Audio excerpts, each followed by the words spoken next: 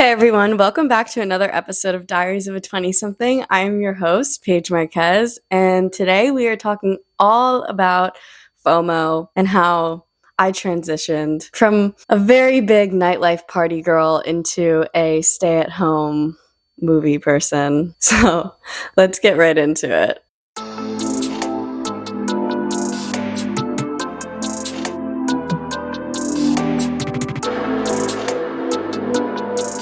So I don't really know if this is relatable, but I just want to start off with this. When I was a kid, I was a big goody two shoes. So scared of getting in trouble. I know I mentioned it a little bit in the last episode, but that really changed when I went to high school, mainly because my social surroundings were so different in high school in the sense that I had friends that I would have never pictured myself being friends with throughout my life.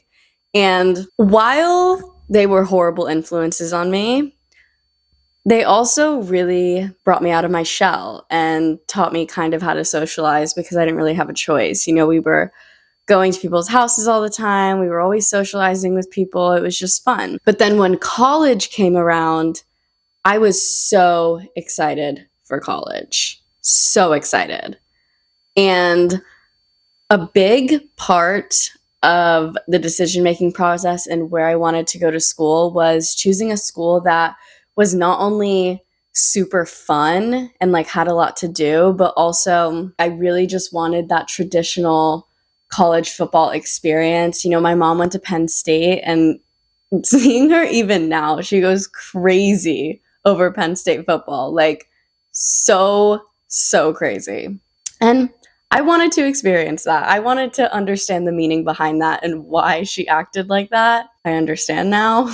Go Gators. But, going to college, I was really excited to be able to go out to college bars, and that was just something that I was so excited about. And it wasn't even about drinking. I wanted to drink all the time. No, I just wanted to go out all the time, so bad. Shortly after I went to college, I joined a sorority pretty much as soon as I got there. And while Greek life wasn't my thing in the end, it really was something that I just wasn't into. It just felt all very superficial to me. It was a big part of the culture, going out and having social events, date functions, tailgating. It was just a big part of the culture of Greek life and my school in general. University of Florida, while it's not crazy like Alabama Greek life, it definitely is very Greek life oriented. Just to give a little comparison, when I wasn't in a sorority, my social life plummeted. It was just, there was so much less to do because social events, date functions, all that stuff, you have to be invited. You have to be a part of a sorority to go to those things for the most part.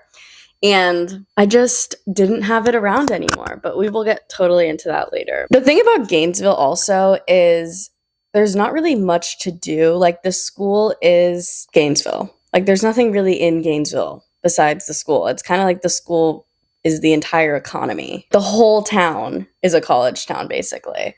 And I really liked that about the campus a lot because it just felt so homey. It felt like everybody around me was just like me. And I really liked that. It just felt very I don't know, kids gone wild almost. Going back to the social events and the date functions and just going out all the time, especially freshman year, you're socializing with so many people and you're trying to meet so many people, and the best way to do that is going out. And I, for one, used to love to go out. I'm not even exaggerating when I tell you guys, I was going out 5 days a week for probably up until late sophomore year, I'd say. And then junior year, I slowed down a little bit.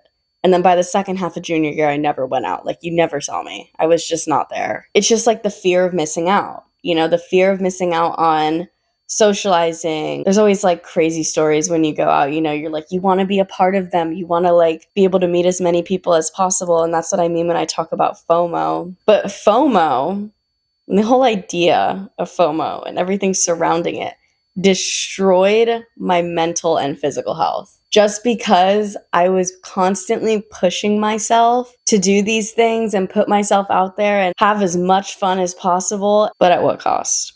I was drinking way too much. I mean, I get that I was young and like whatever, college, whatever. First 2 years of college were kind of wild.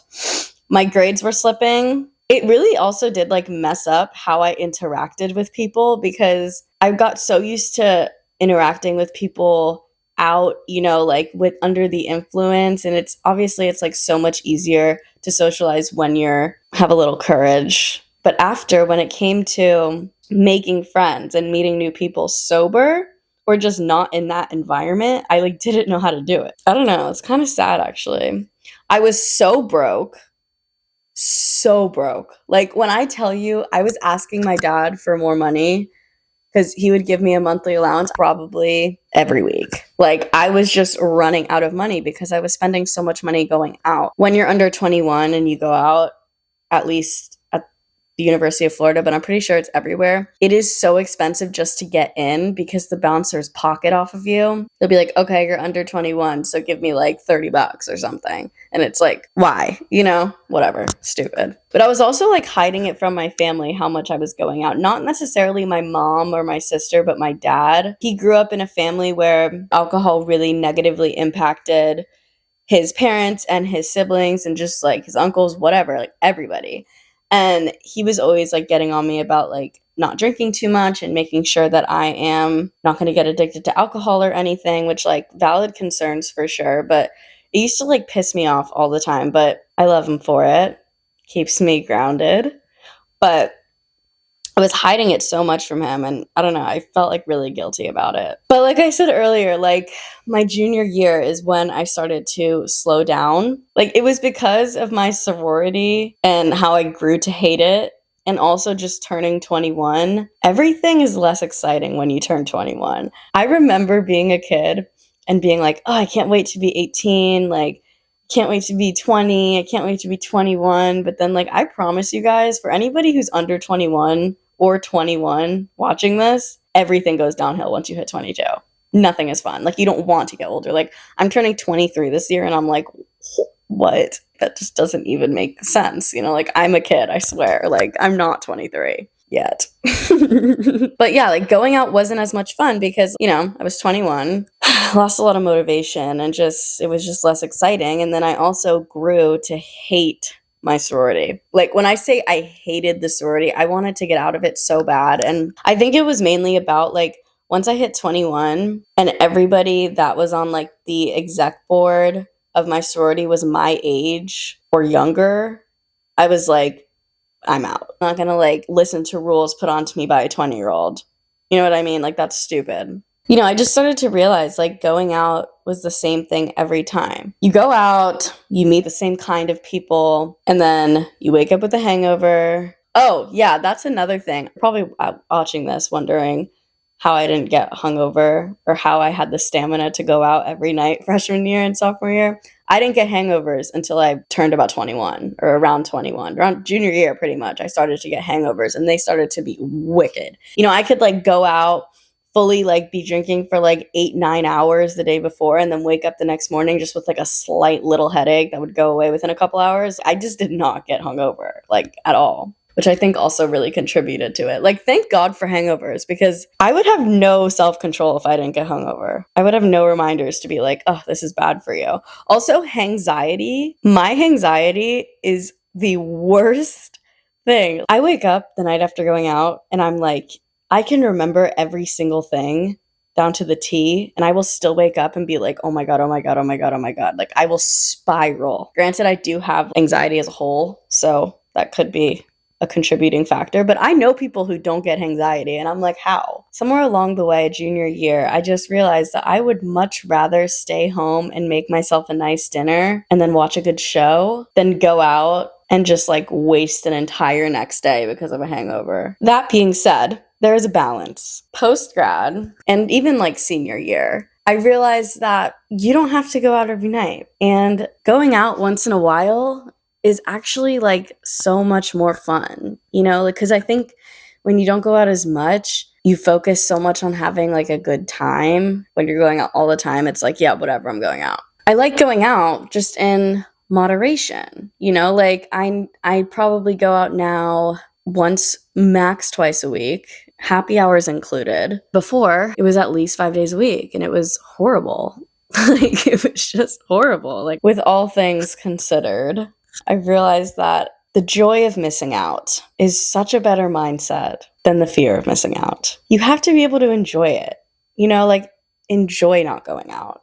You know what I mean? But not only enjoy going out, but enjoy missing out. Every time I see somebody go out and I catch myself being like, oh, that looks so fun, I'm like, how are they feeling right now? How's your hangover? If you get hangovers anything like mine, then you understand what I'm saying, because mine are brutal. I'm telling you, like shaking and like sweating in the bathtub. And it doesn't even matter how much I drink anymore. I can have like 1 or 2 glasses of wine and feel the exact same than if I had like, I don't know, 7. Not that I've ever had 7 glasses of wine, but you get what I'm saying.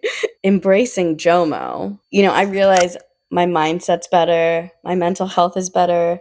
I stopped drinking as much. Also, like realizing and like knowing how to set boundaries with social media and just focusing on your own personal growth are things that really go hand in hand when it comes to JOMO and FOMO. Because for me, freshman year, if I didn't go out, which was super rare, I would wake up the next morning, look at everybody's stories and be like, oh, I wish I went. You know what I mean? But like, I don't even look anymore. Mostly because I don't feel the need to. And like, honestly, I don't understand people at my age who are still going out as much as they were in college. Because like, 1, how do you have the stamina? And 2, it's just kind of like a bad look. And I'm not talking about anyone in particular, just as a general thing. That's just how I feel about it. But it's also like enjoying wind down time. Like, my favorite part of the day is when it's over and I can just take a nice shower, get in comfy PJs, and like put on a nice little docu-series. I've been really into Netflix docu-series recently, like all of them. I've watched like 7 in the last week.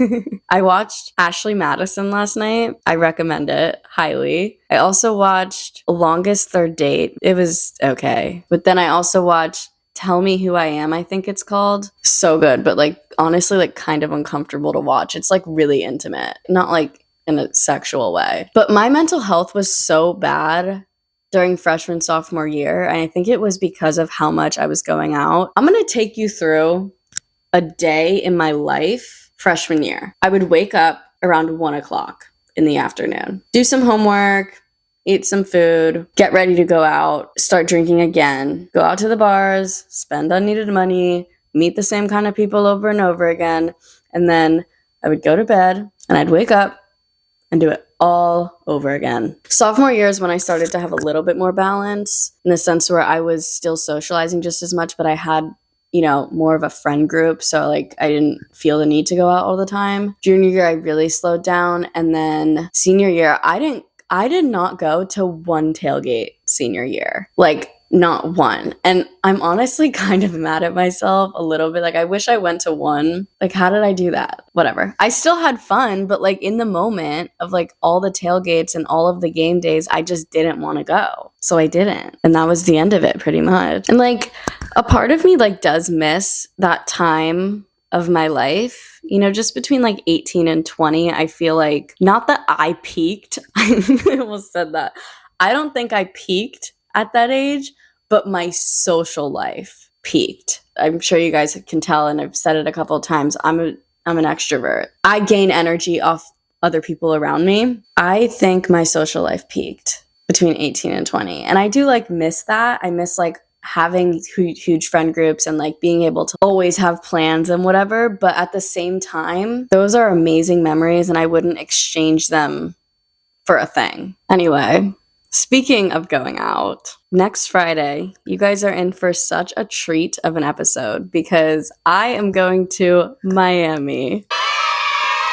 I'm going to Miami for my best friend Elizabeth's 22nd birthday. Her life's about to go downhill, just like mine did. And I'm super excited. It's going to be a really fun episode, which is why I'm keeping this one a little short. It's going to be super fun, super exciting. I'm definitely going to do like a vlog style. This was Diaries of a 20-something, episode 5. Subscribe, like, and share, and I will see you guys next Friday.